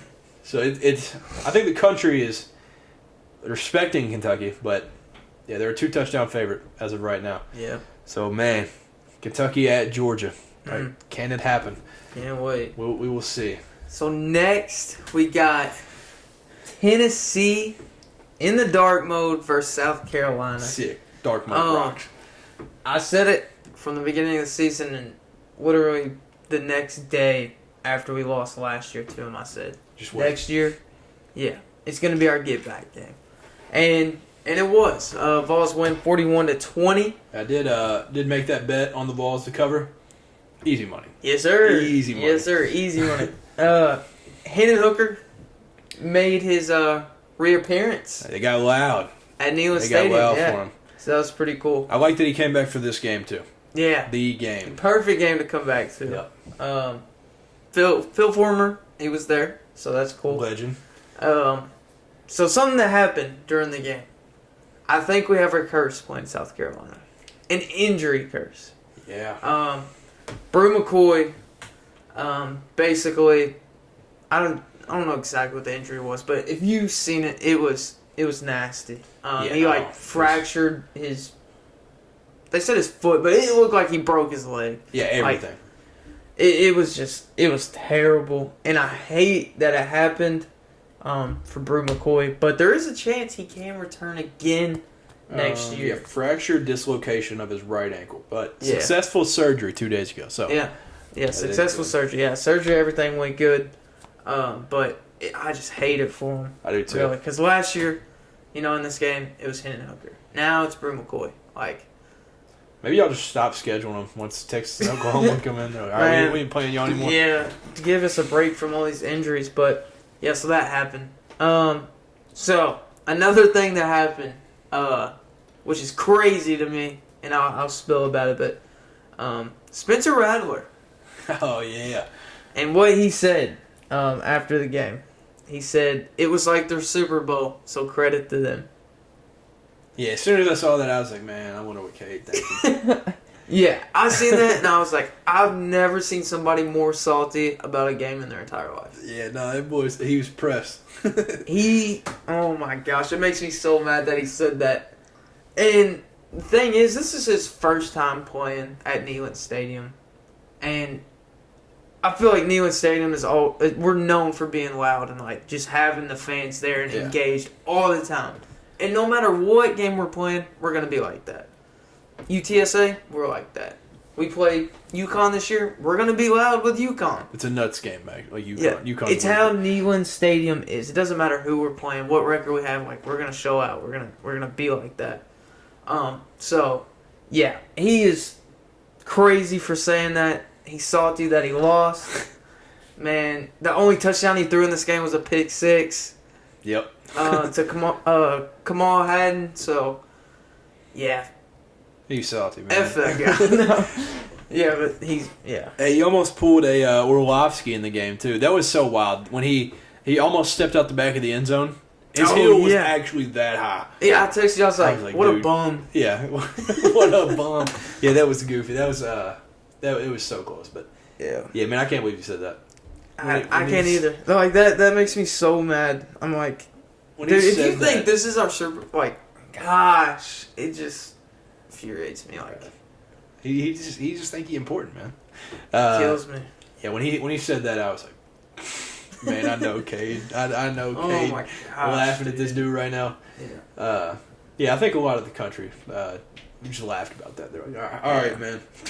Yeah. You're so important, Spencer. I was like, you're just salty you threw a pick six in the Super Bowl. So. Yeah. No, it's embarrassing. Yeah. So yeah, y'all got a bye coming up. So, yeah. what do you like? You know, a bye week. Obviously, you want to get a little rested up and healthy. Mm-hmm. So like, I think it'll be good for us for sure because honestly, the start of the season hasn't been what it was hyped up to be. Really, a lot of stuff we can improve on in this bye. We got Texas A&M. I mean, Texas A&M is good. Yeah, they're good, very good. Chris Doering said best team in the SEC West right now. So. Yeah, that'll be. I'm excited. Y'all got the 3:30 game with them too. So yeah, I like it. I like the 3:30 game. Yeah, the 3:30 game is nice because you get to wake up, get the little juices flowing, and then you get the game, and then you get the late games after. Yeah, it's at Neyland Stadium, so that's good at least. But we'll have to break down that game next week because that's a big one. Yeah, a lot of time to prep, especially. With Brew being out, so next man up. Yeah, it is weird for Texas A&M though, because they're like obviously they started the season with Connor Wigman, and then he got hurt, so now it's Max Johnson. He's only been playing for 2 games, so it's like there's not a lot of sample size for Tennessee to look at. But I mean, Max Johnson's played good for him, and Evan Stewart, they just look good. Yeah, and like I kind of thought once they lost that game at Miami, I was like, oh, maybe they just suck, but maybe Miami's good. I don't know, but. Now, I'm definitely excited for the Vols Aggies this year. Dante Thornton, wide receiver for the Vols, he should be back. So, that's good. That'll be huge. Yeah. Man, yeah, I think, dude, that game's actually going to be like 60-60. Like, sure, it's 61-60 because both y'all going to score. I don't know. Our defense has been it's playing a lot better than it has been the past couple of years. So, like I said at the beginning of this college football season, I said this is the fastest defensive team I think I've ever seen, like on D-line and stuff like that. But yeah, D-line runs like a 3-second 40. It's insane. Yeah. In the South Carolina game, we had like 6 sacks and 8 tackles for loss. So our tackles for loss number just keeps going up. Like, so that gets me excited. Like, having a good defense makes it, like, it's almost like a safe, like, comfort thing. It's like, all right, our defense ain't horrible. We can hold somebody. Yeah. But. Yeah, that's why I'm fearful of losing Brad White for Kentucky, because that's kind of just been our thing. Like, we're just like, all right, we'll just stop them. It's all right. But, now y'all's defense. We couldn't stop Florida, though. I don't know. Hey, it's a swamp voodoo, man. That's what it is. It's just playing Florida in general, like. Anytime we play Florida, it's just like they play their best game and we just play our worst. Yeah, they just bring it for no reason. Like, it's like, gosh, man, I'm excited for y'all to play the Aggies, and I mean the bye week comes at a good time too because this stretch of the schedule is brutal. Yeah, Alabama, Georgia, A&M. It's coming. It's like Deion. It's coming. Yeah, no doubt. So we'll do for the first time ever. You had mentioned it one podcast, 2 podcasts ago. Celebration of the week. Yeah. So I was looking around during the games. I mean, usually I just don't notice them. Sometimes I do. But celebration that wins it for me this week. The Titans celebration after, I think it was a strip sack. On the Bengals, they do a drum line in the end zone. I think it was hard to count because of the video. They're all lined up. I think it was like 14 dudes out there in a drum line. It rocked. They were just in the end zone. Drum line. It was sick. They were all in sync. It was an amazing video. Yeah. The celebrations just get better and better. They do. Each week. Between the NFL, like college somewhat, they rock. Yeah, they're awesome. Mine, though, a little biased, but... Well-deserved, though. Yeah, Kamal had... he did the Dion after the pick six. Clean Spencer Dion. Rattler. Right before halftime, which was even more hype. Goes in the goal line, does the Dion step. It was cold. Yeah. That was cold, yeah. Now, that one was definitely up there for like one of the best of the week, no doubt. Another one, Cole Kmet had a great one when he scored the touchdown, spiked the ball. Then, I don't even know who those dudes were. Like, how did they... And it wound up perfect because he just scored the touchdown there right there. Like, yeah. They throw a pitch to him, he hits the home run, and then the other guy tries to rob it. That one was sick. Yeah, how did they... Yeah, I don't know how they planned that. Scripted? There it is. Proof. And then the Jaguars, obviously they played in the Toy Story game, so they did an Andy's Coming celebration. So like one guy walked up, looked around, all the guys fell. Stop moving. That's good. I like that one. That's a good one. And then Quinton Judkins had another honorable mention. Just a moonwalk. Little Michael Jackson. Michael Jackson. Man, yeah, that one was dope too. There's a lot of them though. Yeah. The celebrations are awesome. So we'll start doing that every week. A lot of good mentions for the first one though. So college football, week 6. Hey, we're already in week 6, man. It hurts to say, man. I can't lie, man. That hurts. I like it, but I don't want it to end, you know? I know. Hey, we're right in the meat of it though. Yeah, true. Conference play, but yeah, it's moving too fast. Number 23, LSU at number 21, Missouri. They did play this game, I think, at Missouri in 2020. And Missouri beat them like 45-41, I think. It was like kind of Coach O's see ya. Yeah. So, I think in this game, LSU gets a lick back for that. I think LSU proves that it's not a fluke. Their defense can stop a couple times, and I think LSU wins 38-28. Mm-hmm. Yeah. I got the almost said the Tigers, but you know they're both. That'd be tough. Yeah. I got LSU as well, 31-28.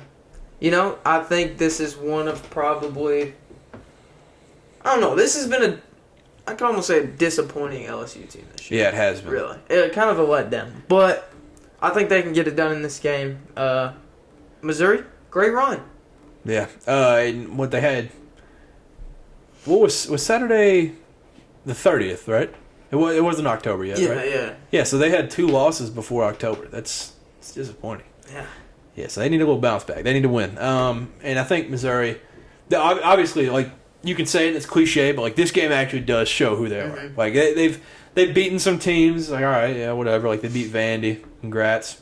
Yep. They beat Kansas State on their home field on a field goal. Congrats. We'll see. We'll see how they are against LSU. We've got Maryland, Talia Tagovailoa, and the Terrapins go to number 4 Ohio State, and both undefeated. So Yeah, they're both big game. 2 of the 22 undefeated teams left. I'm taking Ohio State big, 41-20. Nice. At home. Nice. Yeah, Ohio State, they just have some weapons. They do. Not saying Maryland doesn't, but Ohio State, like, Different. they're just, yeah, they're just different. I got Ohio State 31-17. Then we got number 10 Notre Dame at number 25 Louisville. I think Louisville's frauds. Little biased, you know, I'm a Kentucky fan. I think they're frauds. Like, okay, who have they beat? I hate to bash them, but Indiana. That's a team they beat by a touchdown. Mm-hmm. That's easily a bottom 3 Most team of in their the Big wins Ten. have been within a couple. Like, Georgia Tech lost to who did they play? They lost to Bowling Green this week, I think. They beat Boston College. Boston College sucks. They beat Murray State. Congrats on that one. NC State is a bottom 3 team in the ACC, guaranteed. NC State barely beat Virginia, and they barely get out of NC State. Louisville's frauds. Notre Dame 34-10. All right. Hey, Sam Hartman, he's a truther. Yeah. Man, this was a hard pick for me. I like Jeff Braun. I do like Jeff Braun. That's what I hate about it. Like, yeah, he's that guy. Like, I think Jeff Braun's a genius. Like, getting Louisville just to start this good is crazy. Yeah. But Notre Dame, I got to take them 35-20. Yeah, Notre Dame's playing good football. Number 13, Washington State at UCLA. This is a rare unranked team, the favorite over the ranked team. So UCLA is like a 2.5-point favorite. I'm taking UCLA at home in the Rose Bowl Stadium, 37-30 by a touchdown. Yeah, so we're, 3 for 3 on picks for the same now? I got UCLA as well, 42-38. I think it might be a little close game, but I think LSU, I said LSU. UCLA's got it. Yeah, so then, lastly, College Game Day.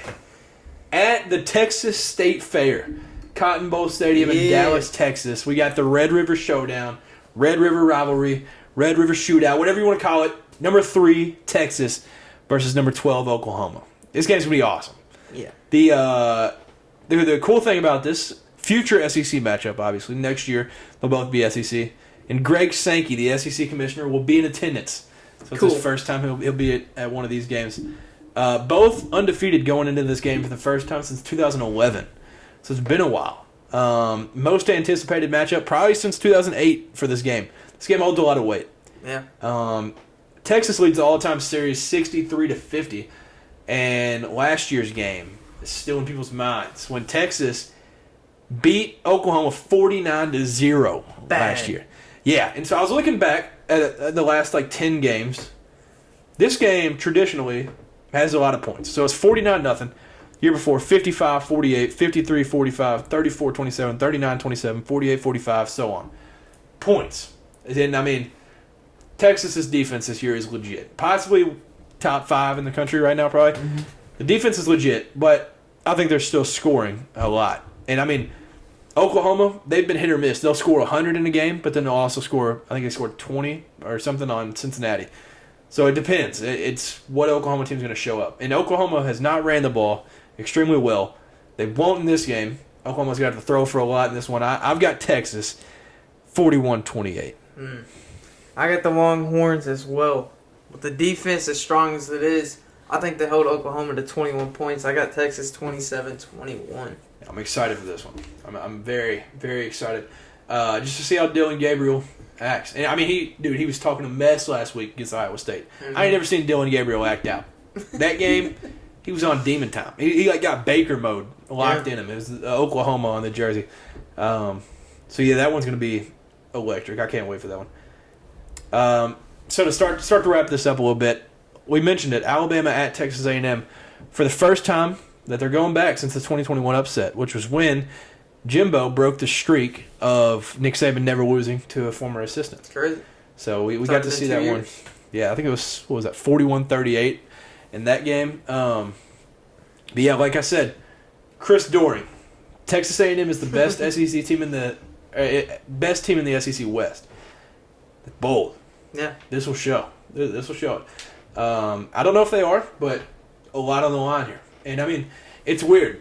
Texas A&M plays them well every year. So the last 2 matchups between the Tide and the Aggies both come down to 1 score. So in 2021 was the upset, 41-38. And last year, when Alabama was 4th, A&M wasn't ranked, and the Tide won 24-20. So they've been close. They've been down to the wire the last 2 years. So yeah, I mean, well, who do you think will win this one? Man, I kind of want Bama to, because if Texas A&M beats Bama, and then we have to come, or Texas A&M has to come to us, hey, that makes that win even more impressive. True. So maybe. Hey, either way, I mean, I don't care who wins, but I would rather not play a hot Texas A&M team after beating Bama. Yeah. So what do you think about Kirby Smart's comment today? He said, "I personally think every SEC team should be ranked." Oh, for sure. Besides Vanderbilt. Yeah, that's the little asterisk. Besides Vandy, a lot of people gave him a bunch of crap on Georgia and just Kirby Smart overall, and they were like, "Oh, he's just saying that because he knows the schedule is weak and he's trying to cake up the schedule and trying to say that it's impressive." And then some people were saying, "This is how you know your team's not as good as what they have been. You're trying to say the SEC's better, so then when you lose one, it doesn't feel as bad." or the SEC is just good. Yeah, that's like, what I think. Like Missouri's good. Ole like, Miss, Ole LSU, Miss, Arkansas. All these teams are nuts. Yeah. And I mean, there could be a case for all of them being ranked. I think it's at 7 right now in the top 25. Yeah. Yeah, I can't wait till the Big Ten starts to flex Oregon and USC and all that. All right, man. All right. Yeah. So we'll bring it back up real quick. NBA Media Days. So that was Monday. Love Media Days. Jimmy Butler's hair as the story. Dude. We had Emo Jimmy. He kills me. Yeah, so last year, everybody probably remembers he had like the long dreads and like looked goofy. It was like, oh, Jimmy's new look, man. And then the next day he changed his hair. But they used that headshot from Media Day all season. So all season, that was the graphic. It was Jimmy Butler with massive dreads hanging down to his hips. Yeah. And so he did it again. So he had piercing on his eyebrow, piercing on his lip, I think, and then emo hair that covered like one eye. And yeah, no. And if you look at like the videos when they were trying to take like pictures of like him, Tyler Hero, and Bam, they couldn't even keep a straight face. They were just dying laughing, standing next to him. But yeah, Jimmy Butler. So the day after Media Days, he had normal hair. So yeah, it was ridiculous. But and then we had Dame getting clowned by a new teammate. I can't remember who it was, but it was when Dame was taking his like picture with the ball, and the guy was like, "Hey, you said where's Dame?" He's like on live. He's like, "Hey, Hulu has live sports," and he just kept looking at him and saying it. So that was goofy. Dame fitting in though. It was cool when he said he was with Giannis, Brooke Lopez. He was like, "Hey, I ain't never had a picture like this before." Yeah. So that was sick. And I did notice they have. I don't know if Giannis is for the Bucks yet, but they have. If Giannis is their leading scorer, they have 3 franchises all-time leading scorer on their team in our team right now. Brooke Lopez is the all-time leading scorer for the Nets. Dame is for the Trailblazers, and then Giannis for the Bucks. Like that's insane. If you just on paper, you're like, yeah, they'll win it all. Yeah.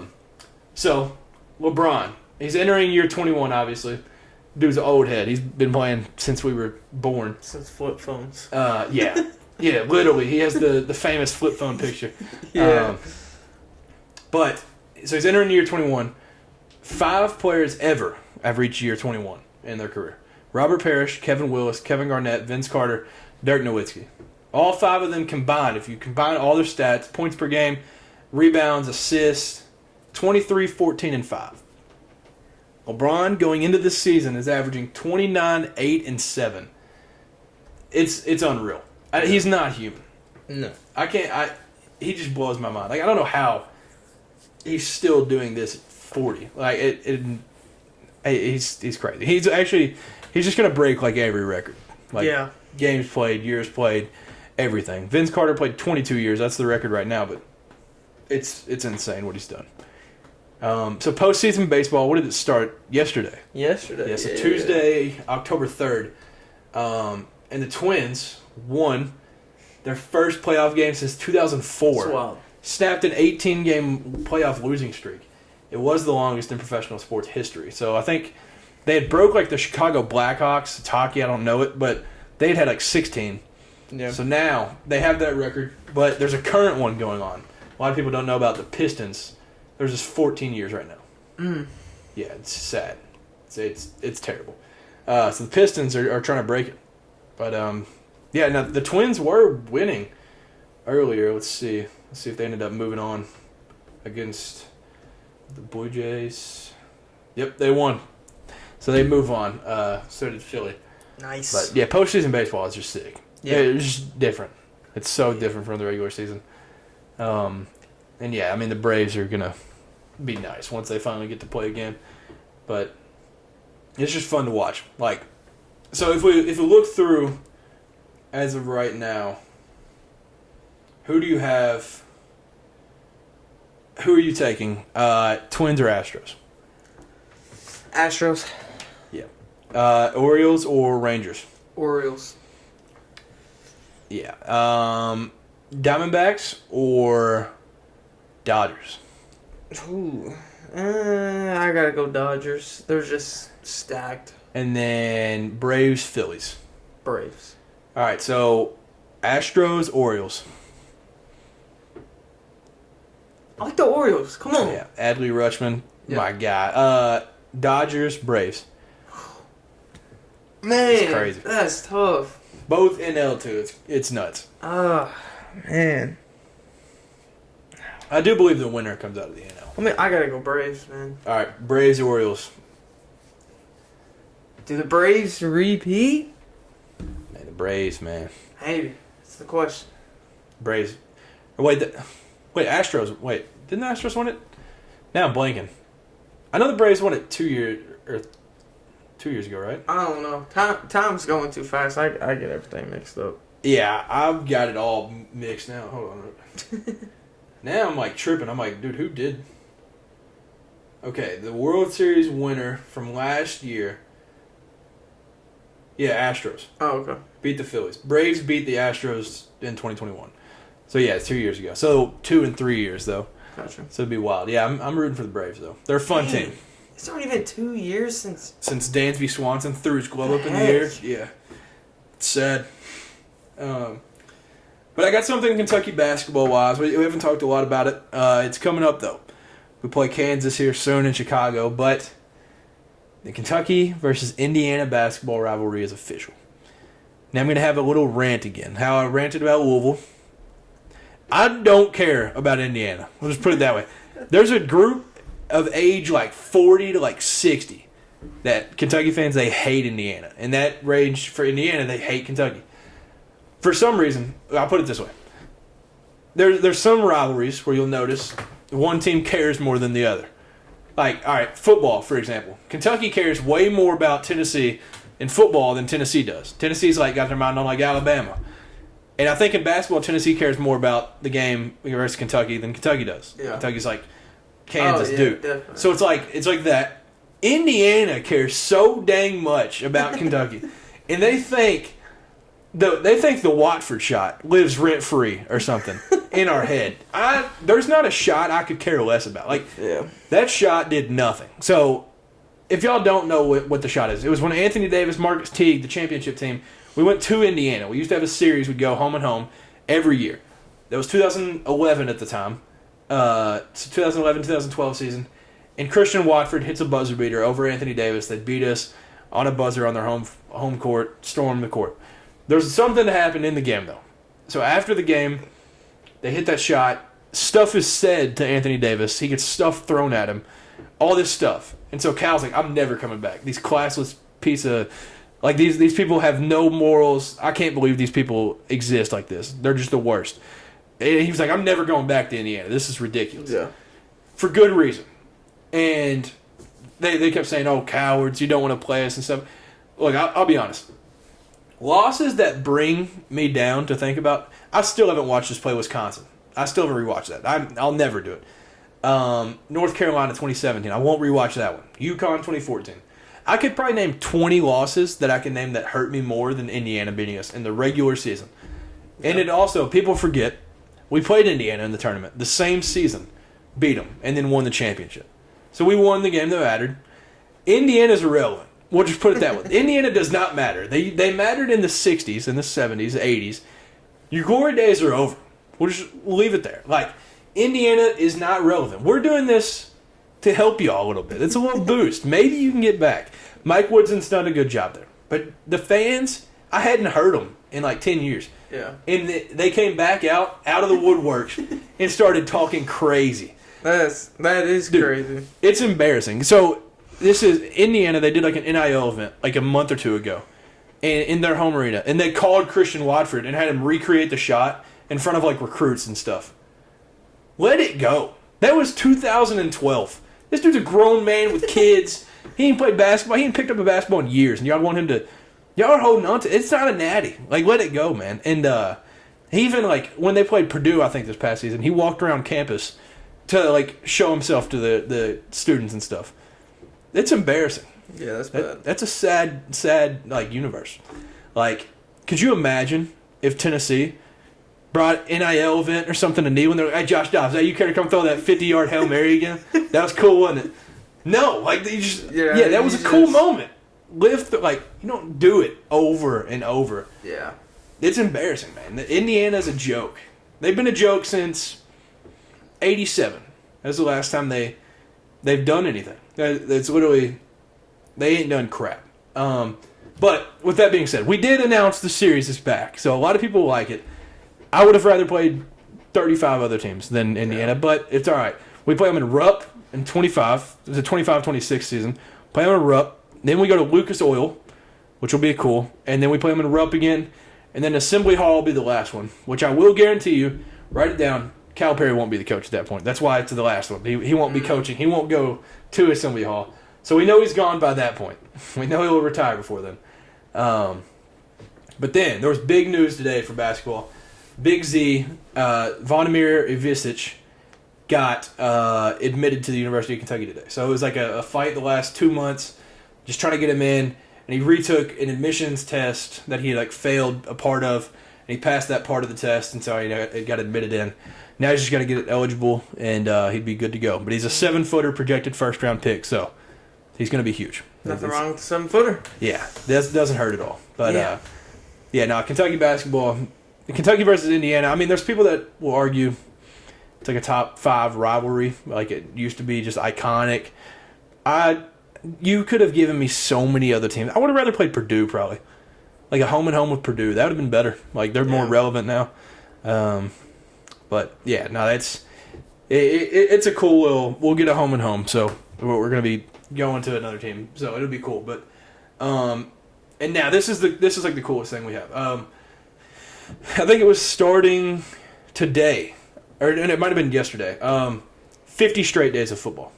So... I know Conference USA, like Western Kentucky, plays Thursday this week, but then they play the next 2 Tuesdays, which Tuesday football sounds criminal. But sounds illegal. Yeah, so we'll have football on every single day. Tonight was Jacksonville State and Middle Tennessee State. Middle Tennessee State, I think. Like, it's crazy. Yeah. Like the MAC, they'll be playing some Wednesday games. It'll be sick. So, yeah, football's going to be awesome. Yeah. So before we go, I didn't even put this on here because we haven't done it for our teams this year. So who do you think will win this game? Number 20, Kentucky at number 1, Georgia. Man, like I said earlier, Georgia really has not impressed me that much this year. If you all can be an all-around offense, Devin Leary, 200 yards passing. I don't know. Yeah. 150 minimum. Okay? Touchdown. Running game is strong like it was against Florida, which is going to be hard to do against the Georgia defense.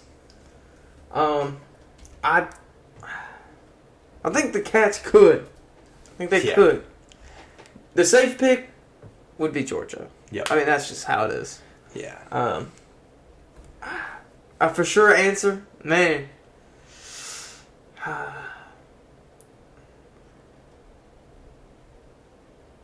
I'll go Cats. I'll go Cats. Okay. What do you think score-wise? Score? Ooh. Could be anything. It's not going to be a shootout. Yeah. I'm like 14-10. 14-10 17-14, something like that. Like it's going to be a dogfight. It ain't going to be easy. Yeah. We're playing the dogs in a dog fight too, so that ain't good look. that ain't too good. Yeah, we Cats, man. No, we did some picks today at work, and I chose Georgia because we're keeping record of it and stuff. So I was like, it's safe. I put Georgia 27-20, I think. Yeah. But dude, if the Cats win, this for me feels like how it was last year when it was the Tennessee-Alabama game. And it was it's like social media is doing it to me. They're getting me hyped up, man. I don't know what it is. And so this game is the world. This is crazy. And I mean, it's Missouri at home next week, a night game. You got to think we can win that one. If we get this one, this would be, I think this could make us 6-0 for the second time in 73 years. Oh my God. Yeah. This is the point we always play Georgia. Or we don't make it through Florida, or something happens at this point every year, and then we don't get through it. It would be crazy. The 6-0 Wildcats would be nuts.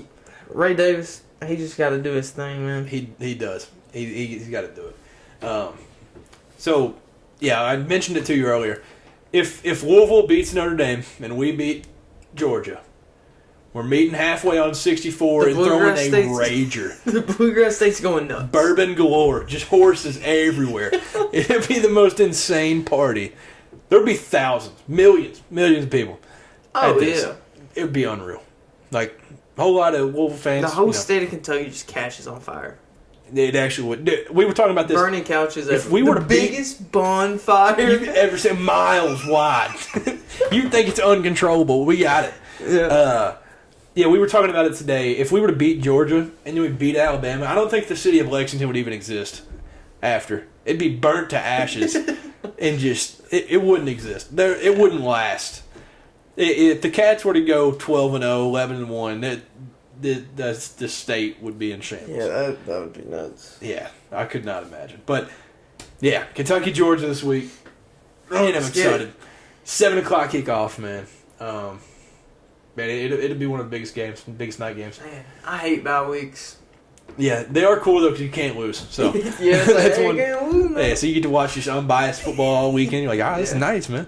It's kind of like when you play at the 12, like noon kickoff, you just win, and then you get to watch the rest of the day. So we'll have a bye week 2 weeks from now.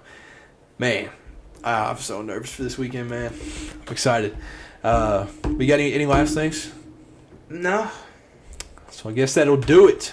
Thank you all for tuning in to another podcast. Do y'all think Kentucky has a chance at Georgia this weekend? Y'all be safe. Have a great rest of the week. And peace. Dude. Yeah.